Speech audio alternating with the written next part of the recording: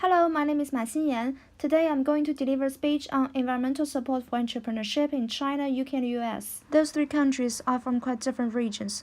China is from Asia, UK from Europe, and US from North America. Actually, environmental support involves many factors, and I'm going to research from the following 6 perspectives: financial support, training support, incubator and accelerate support, family support, private foundation support, and government support.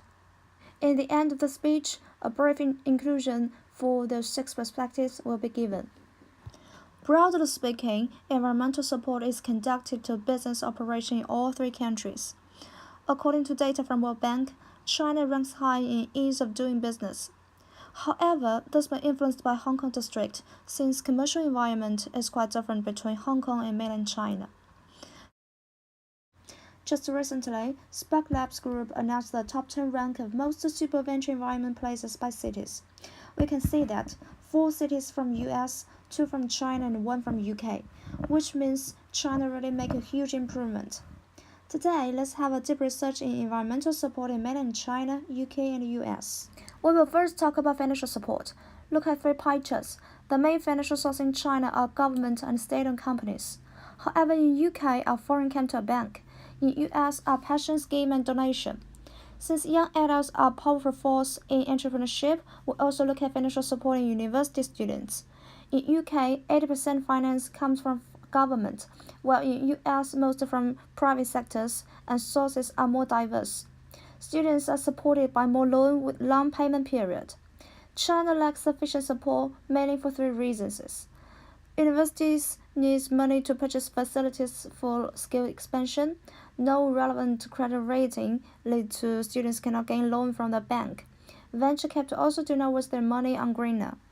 Apart from financial source, there are other differences. US has the most venture capital in the world and China has second largest.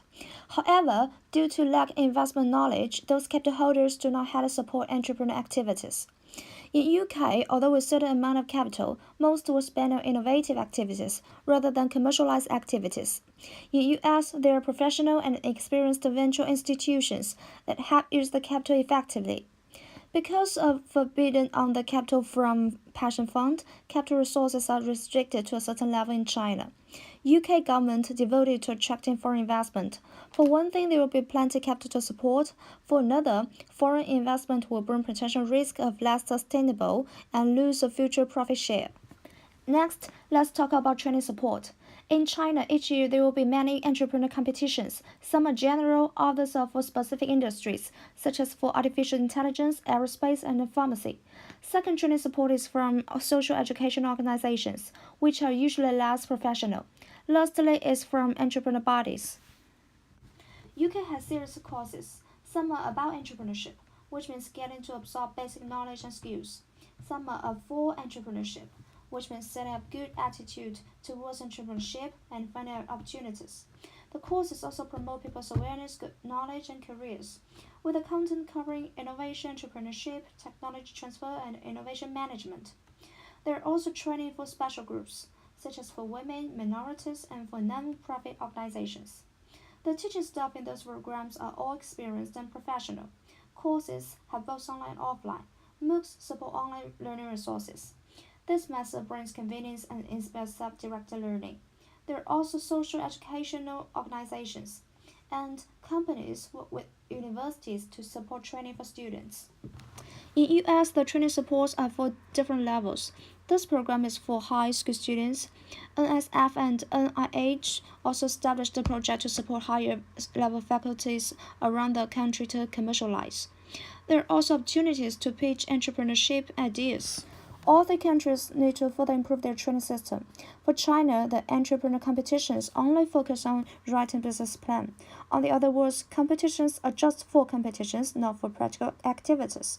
The second one, they lack training to raise people's awareness and set up a correct attitude. Currently, most people set up companies just for financial return, instead of having passionate on such activities. For UK, the cooperation between universities and companies is far from enough. For US, systematic training supports have already been established. However, they still need training for special groups. Let's move on to incubator and accelerator support. In China, incubators distribute unevenly across the country, mainly on the southeast coast of China, where entrepreneurship activities are relatively developed. With years of development, incubators have been improved from supporting space to service, but it's still imperfect. For example, the tutors only provide short-term support instead of the whole incubation process. In UK, incubators provide diverse professional services such as marketing, management, finance, law, and development. The profit mainly comes from professional service and investment return from such activities. However, in China, many from rent and just begin to from services. In US, there are many successful incubators and accelerators whose supports range from providing general resource to specific resource. For example, the accelerator Brandery provides support in marketing and brand knowledge, and 0 to 510 specialize in medical product support. Then I'm going to talk about government support. Under the high pressure of unemployment, China's government launched a project called Public Entrepreneurship and Innovation to encourage public entrepreneurship. Also, build green channels to support students, such as increase maximum loan from 20,000 RMB to 50,000 RMB, provide free services for space and guidance from tutors. Government also issued a series of legal policy to promote entrepreneurship, such as reduce the entry barriers, subsidize innovative entrepreneurial activities. In UK, there are many government-supported projects to young adults and small medium-sized companies, such as stop monopoly and over-acquisition from big firms. US government support consists of four perspectives.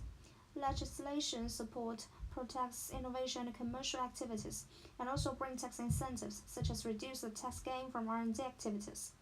In the year 2013, government devoted $144 billion to the project, of which the most influential one is SBIR. It gained $25 million to support high-risk projects, and 25% succeeded. Another example is SBTT, gained government support for the technology transfer in small and non-profit organizations. The government procurement also provides support and purchase from small companies, no less than 23%. Lastly, SBDC provides business consulting services and guidance for a business plan. In comparison, government support from China are mainly from university students. In UK, the supports focus on young adults and small companies. In US, supports are more comprehensive and general, although there are also specific supports for small companies. Let's move on to family business. From previous research, we can see clearly that family business will bring much beneficial, especially in difficult times, and tend to last longer. We can also see that family business are a critical part of entrepreneurship landscape in all three countries. They bring faster growth and more revenue compared with non-family business. They also contribute to large sales and tax in UK and US. However, family business support in mainland China do not provide strong and effective support as they do in UK and US. For one thing, the proportion of family business is less than one-third, smaller than UK and US. For another, most family business in China can last long and have little influence. There are many reasons leading to such results. The most important is that intergeneration succession problems. In most Chinese family business, there exists a high unity of ownership and management. In 96% family organizations, CEO is also the biggest shareholder. In this case, there will be shortage of decision-making mechanism. Therefore, most second generation success both in management and ownership in the way of succeeding from father's championship.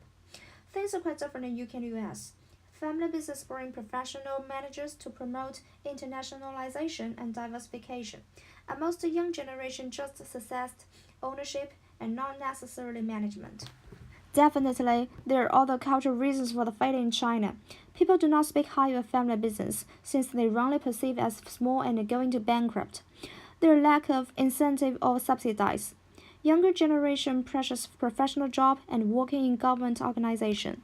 Let's move on. In terms of foundation support, America has the most number of foundations. Kaufman Foundation provides help for both entrepreneur practice and entrepreneur research.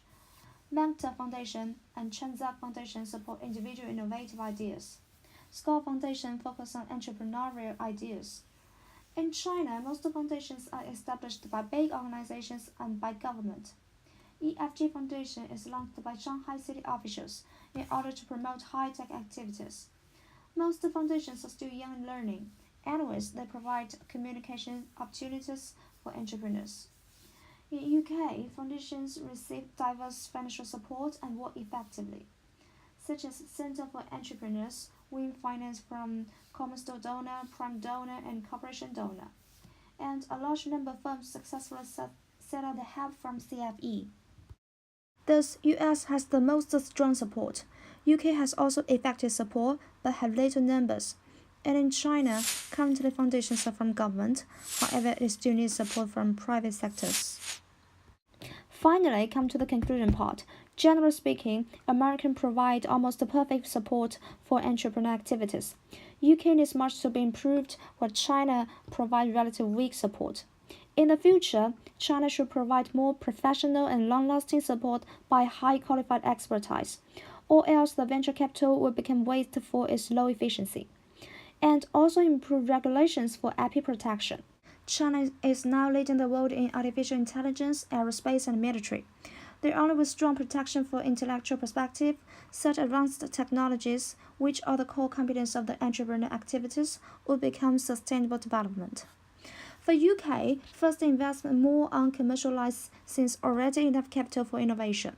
Second, provides more support for restarters. Entrepreneurship activities need more try to become successful. For US, it should provide more help for special groups, such as for non-profit organizations, because such organizations play an important role in American society. These are the references. That's all for today. Thank you for listening.